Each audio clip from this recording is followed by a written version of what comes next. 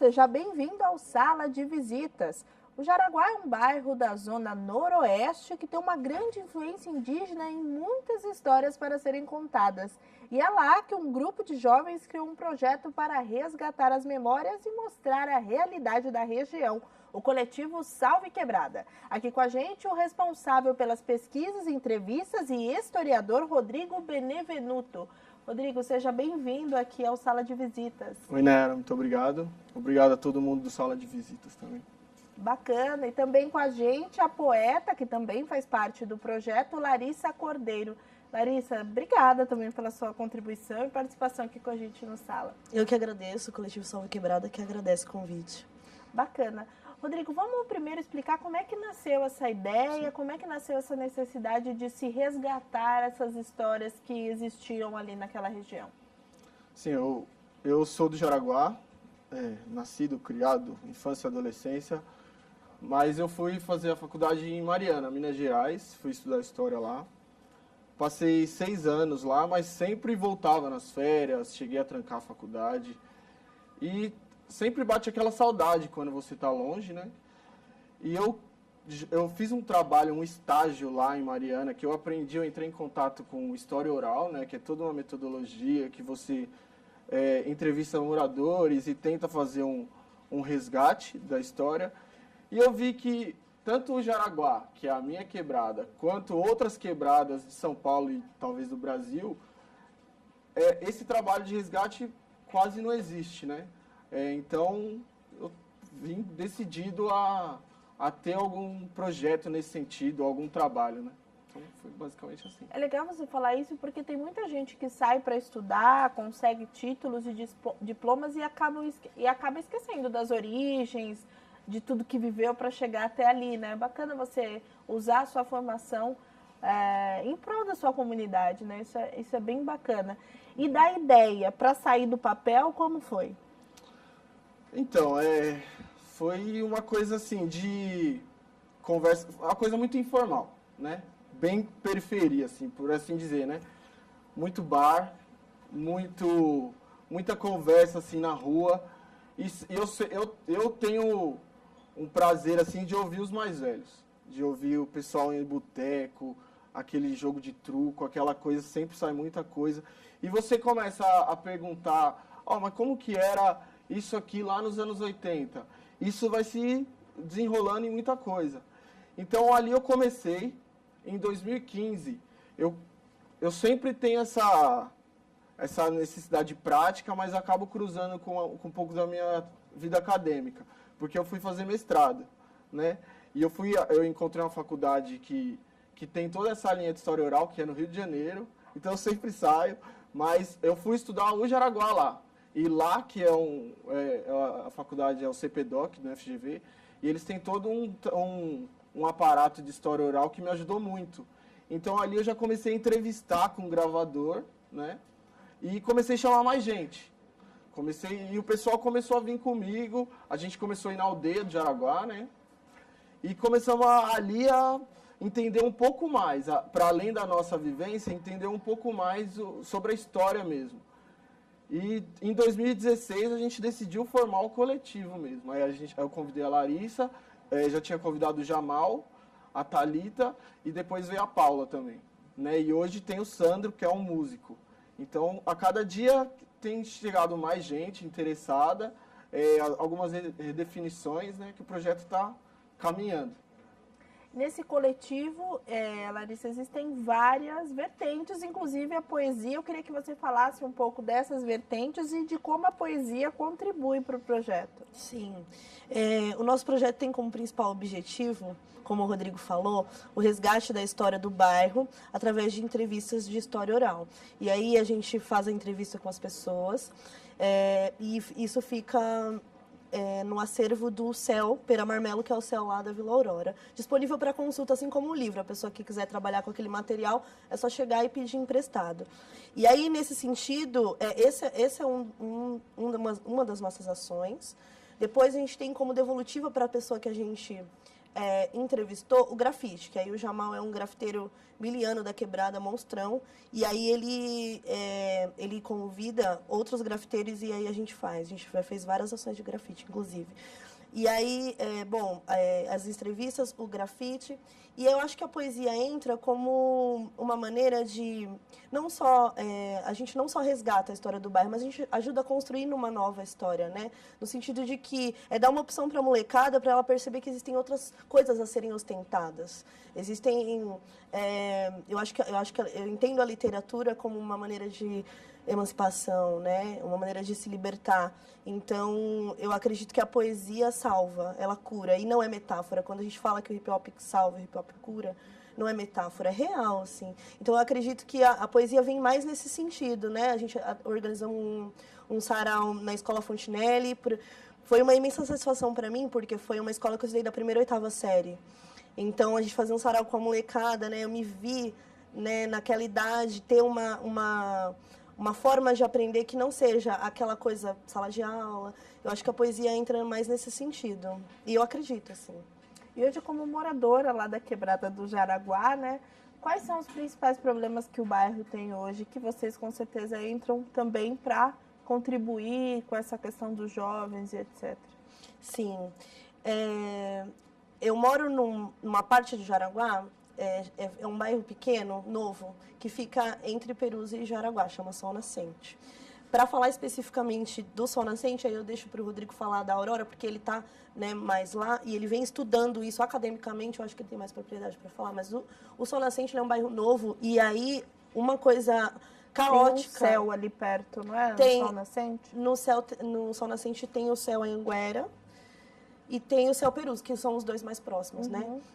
E aí o Sol Nascente tem, ele é um bairro novo, que tem crescido muito, mas ele ainda é uma quebrada feita única e exclusivamente de boteco e igreja.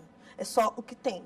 E aí a juventude fica realmente, né, à deriva nesse contexto. E o transporte do Sol Nascente é uma coisa assim... Há 15 anos que eu moro lá, é uma linha de ônibus com um só caminho, é extremamente caótico. Que para aqui na Praça Ramos, não é? Eu fui fazer uma matéria lá, há um tempo atrás. Tem um que para aqui no Paissandu, e inclusive eles tiraram essa linha, ela não existe mais. Do Paissandu? Sim. E aí só até a Lapa. Recentemente eles colocaram até o Terminal Pirituba uma linha, mas ela não foi uma linha pensada para atender a população do Sol Nascente. Ela mais atende a população de Santa Mônica e do Monte Alegre, porque ela faz um itinerário não pensado no Sol Nascente, do que a população do Sol Nascente. Então, acho que, assim, transporte, lazer, tudo que falta em todas as quebradas, eu acho que o Jaraguá, e especificamente o Sol Nascente, também carece, né? Que é lazer, que é cultura, que é educação, que é alternativa, né? Eu acho que é isso. E aí, Rodrigo, entra o Salve Quebrada também, né? Como uma opção, porque às vezes as pessoas julgam e dizem que o jovem da periferia teve opções e que escolheu pela errada, mas muitas dessas pessoas não sabem que muitos jovens das periferias não têm opção alguma, né?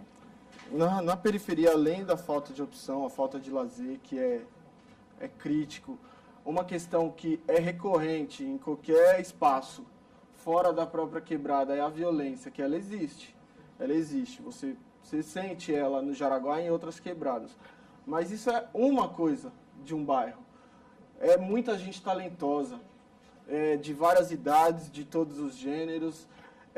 E agora, assim, para a gente também não ficar enfatizando tanto o lado negativo, o Jaraguá, acho que a gente tem percebido uma coisa diferente acontecendo. Porque esse cenário mais cultural, essa coisa de saraus, que é muito comum, por exemplo, na Zona Sul, essa região nossa está começando a ter isso agora. E está surgindo outros coletivos, né? Tem o coletivo lá em Taipas, que a gente tenta abranger a área de Taipas, né? Tem o coletivo AME, né, que a Larissa também participa. Tem o pessoal que hoje em dia está fazendo uma batalha de rap na saída da estação Jaraguá. E é tudo molecada, tudo talentoso. Os meninos fazem a batalha, faz as rimas, tudo improvisado. E eles estão colando com a gente. Então a gente está juntando muitas pessoas. Tem uma coisa assim que eu particularmente considero arte, que é o futebol de várzea. O Jaraguá tem 86 times. é muita coisa. Assim, é pulsante. E além do futebol, lá dentro do campo, do terrão ou do sintético, existem empresas de material esportivo, existem fotógrafos da Várzea. Então, assim, é um mercado também. E o Salve Quebrada, quando ele começa a mapear essas coisas, é porque eu tenho mais esse lado do mapeamento, né? Mas, tipo assim, no nosso coletivo tem a Larissa, que é poeta, tem o Sandro, que é músico, o Jamal, grafiteiro. Então, assim, também tem esse lado da arte. Juntando as pessoas, você começa a mapear, você começa a identificar locais que você pode atuar. E agora, teve a ação do programa Cidade Linda, né? Ele chegou agora no Jaraguá, depois de alguns meses, né? E o bairro que estava um matagal, ele tem uma vista muito bonita da quebrada. E a gente está pensando agora, está combinando com o pessoal da Batalha de Rap de fazer um luau ali. Então, assim, é uma coisa nova também, que a gente vai ver como vai ser, né? Só que estamos motivados, né? Bacana. Rodrigo, falando um pouco das entrevistas, você usou uma metodologia, né? Você usa uma metodologia que você aprendeu na academia. Como é que funciona isso? Eu queria que você contasse algumas coisas que você já descobriu e destacasse nessas entrevistas. Sim, assim, tem muito esse lado informal, né? A gente tenta preservar isso, mas tem também algumas regras, como se fosse assim, né? Por exemplo, eu gosto antes de gravar uma pessoa, de ir trocar uma ideia com ela, porque algumas pessoas muitas pessoas a gente não conhece, é um bairro grande, né? Então, assim, a gente geralmente a gente chega através de outras pessoas, tal fulano viveu no Jaraguá em tal época, ele pode te ajudar. Aí a gente vai lá, conversa, tem uma conversa informal, né? E ali eu já faço todo um mapeamento mesmo. E geralmente eu gravo em áudio, né? Aí depois eu escuto essa entrevista e monto um roteiro. Aí a gente já vai com a câmera, né? Geralmente na quebrada da pessoa, no próprio... onde ele fica mais à vontade, e a gente grava ali essas histórias. Tipo, um roteiro a seguir, geralmente é história de vida, né? Ou história temática ou história de vida. Geralmente, história de vida você pega a infância, a adolescência, a vida adulta, e quando que o Jaraguá cruza ali na vida da pessoa. História temática, por exemplo, a gente já fez bastante entrevista com o pessoal de movimento social. No Jaraguá tem muito movimento de mutirão, muito movimento de moradia, conjunto habitacional, algumas favelas. Não é um bairro com tantas favelas como outros, mas tem também. Tem pelo menos 10 favelas grandes. Ali a região de Taipas também, bastante quadras, Taipas também. né? O Jaraguá tem muito conjunto habitacional. Então, assim, a gente faz... tem esse tema do movimento social, mas também o tema de indígena, né? E para contar a história, tem histórias, assim, dos indígenas. A gente conseguiu descobrir que eles, ali, os Guarani Mbia, né? Que é a etnia ali, é o povo originário, mas um português, Afonso Sardinha, lá no Brasil Colônia, explorou um pouco de ouro que tinha ali, expulsou, extinguiu boa parte daquela população que sobreviveu no litoral de São Paulo até o sul do país.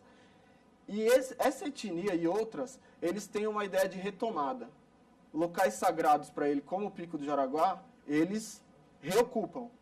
E nos anos 60, eles conseguiram reocupar com a ajuda de alguns moradores do Jaraguá. O Jaraguá é um bairro que lá nos anos 50 tinha muito alemão e japonês, né? E um japonês que tinha uma chácara ali doou a terra para os indígenas. E lá nos anos 80 esse território foi demarcado. É a menor reserva indígena do Brasil, né? Rodrigo, é até bacana você ter tocado nas histórias que envolvem a influência indígena lá no lugar, porque vai ser um dos assuntos do nosso próximo bloco. A gente vai para um rápido intervalo, mas Sala de Visitas volta já já. Fica aqui com a gente.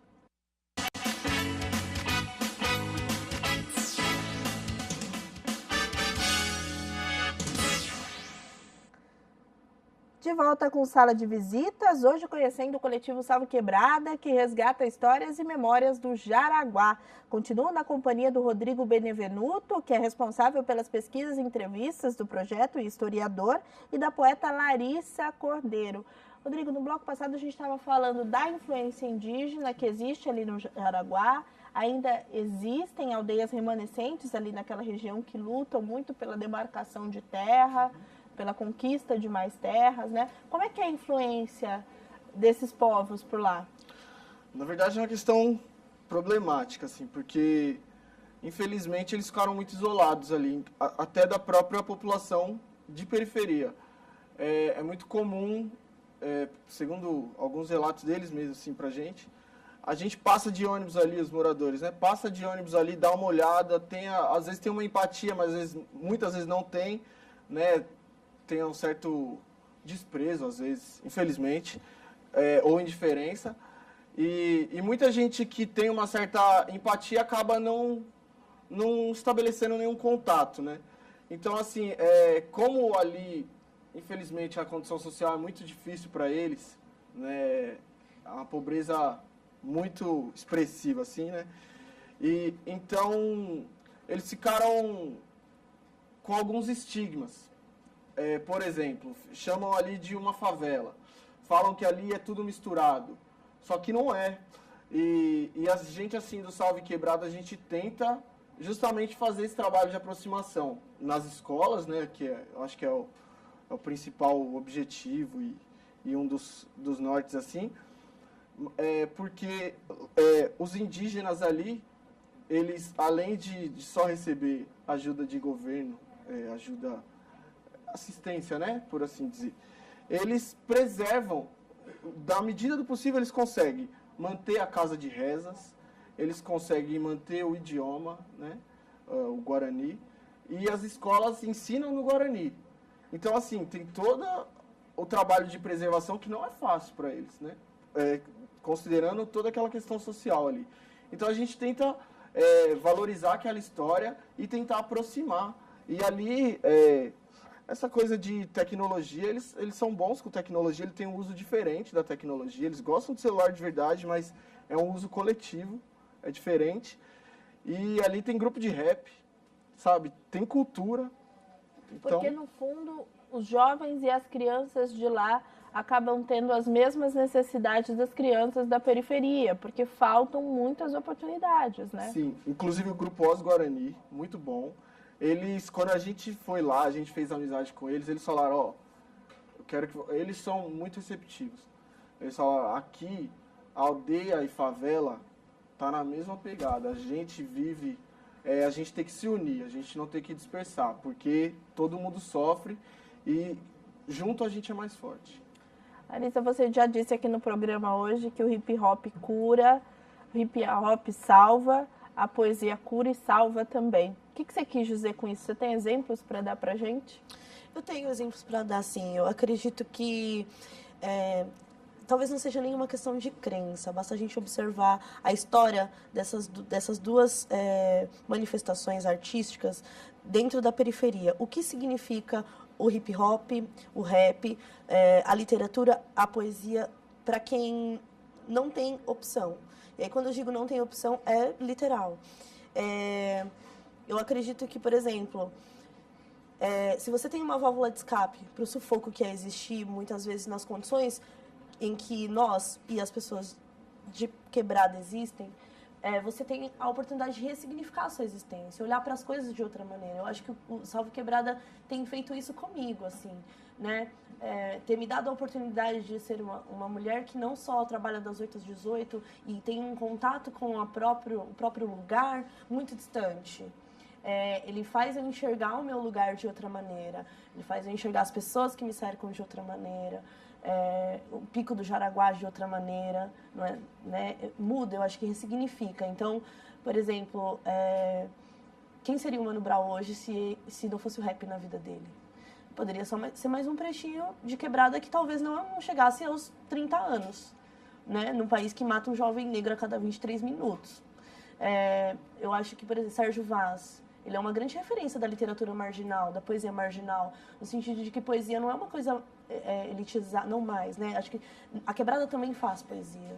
E também faz de maneira coerente, sabe? É arte. Assim, digna, né? Digna de ser feita.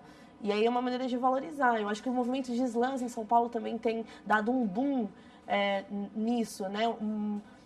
Um querer, assim, né? É um combustível para a galera sair da quebrada ou não, porque São Paulo tem mais de 30 slams, então tem slam em tudo quanto é quebrada. Um motivo para você competir alguma coisa que te dê uma outra chance, né? Eu acho que quando eu digo que salva e cura é no sentido de ressignificar a própria existência, né? Quem você é, o que você está fazendo, para que você serve, nesse sentido. Bacana. E aí eu pergunto para os dois quais são os objetivos pessoais e coletivos desse projeto, o que vocês esperam para os próximos meses e para os próximos anos com esse projeto bacana que vocês estão fazendo lá na região de vocês. Olha, coletivamente, a gente tá muito bem, assim, tem muita coisa que a gente tem feito, a gente pegou um ritmo, a gente a cada dia está sendo mais conhecido dentro do próprio Jaraguá, porque não é fácil, né? Geralmente as pessoas, elas se interessam por outras coisas, assim, né? Essa parte de cultura ainda tem uma certa resistência, mas a gente está conseguindo, embora a gente atualmente é totalmente voluntário. A gente não tem nenhum tipo de verba, não tem nenhum tipo de condição financeira. Hoje todos têm atividades paralelas do coletivo. Exato, todo mundo tem o seu trabalho, estuda, né? E, assim, um horizonte, assim, ideal é ter um espaço físico, né? A gente não tem uma sede. E seria até uma forma de um espaço de sociabilidade ali, de quem quiser colar, chega, troca uma ideia, quem quiser desenvolver alguma coisa, pode contar com a gente. Isso é um objetivo, eu acho que é possível. Eu acho que, pessoalmente e coletivamente, eu acho que eu tô... Tá tudo entrecruzando, né? E é importante, a importância do espaço físico é interessante, porque eu fui fazer uma matéria uma vez no Boimirim numa biblioteca coletiva, que também, como sempre, uma das poucas opções do bairro de cultura, literatura, e tem muita criança que sai da escola sozinha, porque a mãe trabalha 12 horas por dia, e fica na biblioteca o resto do dia. E é um lugar para que a criança fica lendo, um lugar que ela tem para ficar. Isso é muito bom. Larissa, você. Sim. Eu acredito que o coletivo Salve Quebrada vem nesse sentido, de dar opção para a nossa quebrada, de fazer história mesmo, né? Eu acho que o coletivo é uma coisa que independe da gente, é uma coisa feita por nós, que somos da quebrada, mas principalmente para a quebrada. E eu acho que, pessoalmente, para mim é uma imensa satisfação fazer parte do coletivo. Eu enxergo, principalmente no Rodrigo, que já tem um corre na academia, que ele já é graduado, o quanto que ter um trabalho na quebrada te dá proximidade entre os universos. Porque a gente sai da quebrada para ir para a faculdade, e aí eu faço ciências sociais, e é uma coisa que às vezes não dialoga com o próprio objeto de estudo, o próprio assunto, o próprio tema, a própria temática, não dialoga. Então, eu vejo o Salve Quebrada pessoalmente como uma oportunidade de fazer esses mundos se cruzarem e se dialogarem. Eu acho que o trampo do Rodrigo, especificamente, me mostra muito isso. Então, isso me dá uma satisfação. E, enquanto poeta, é só progresso, assim, para o meu corre individual, né, enquanto poeta. Eu acho que é isso, fazer sarau na quebrada e fomentar a molecada a recitar, a escrever, a ler. Eu acho que isso me alegra muito, assim, eu fico... Bacana. Infelizmente, a gente está ficando sem tempo aqui no Sala de Visitas. Rodrigo, deixa o contato do coletivo para quem quiser conhecer um pouco mais do trabalho de vocês. Tá. No Facebook, você digita ali Coletivo Salve Quebrada com K, você encontra a nossa página ali, começa a acompanhar a gente, tá? Bacana, contato está aí com vocês. Obrigada pela companhia de vocês essa semana no Sala de Visitas. A gente vai ficar no programa de hoje com um trechinho de um poema da Larissa, que ela vai fazer aqui pra gente no encerramento do Sala de Visitas. Então, até a próxima. TV Câmara São Paulo, informação para a cidadania. Se é a primeira vez que eu moro numa casa que tem interruptor de luz, então não vem interromper o corre. Se educação seu time não conduz. Primeira vez que eu moro numa casa que tem interruptor de luz. E é engraçado, você também não acha? Como o iPhone nunca pertence a quem o produz. Glória é você ter uma tripa de macaco depois do trampo para celebrar a vitória de não ter sido estuprada ou morta por aquele PM no barranco. Felicidade é ter 20 conto pra dar um jet, um Wi-Fi livre na praça pra você mexer na net. Satisfação é conhecer uma novinha que não quer andar de meiota e que fecha contigo, independente do teu bolso ou das tuas notas. Estouro é ter casa pra chegar, rango na mesa pra luxar, uma mãe pra abraçar, um pai pra reclamar, uma irmãzinha pra tumultuar. Estouro é ter pessoas que você entende só de olhar. Então preserva a simplicidade dos laços. Exalta a inutilidade do status e quando você for passar a sua visão, só não esquece de esticar os seus braços e presentear cada louco, cada louca com um abraço. É nóis.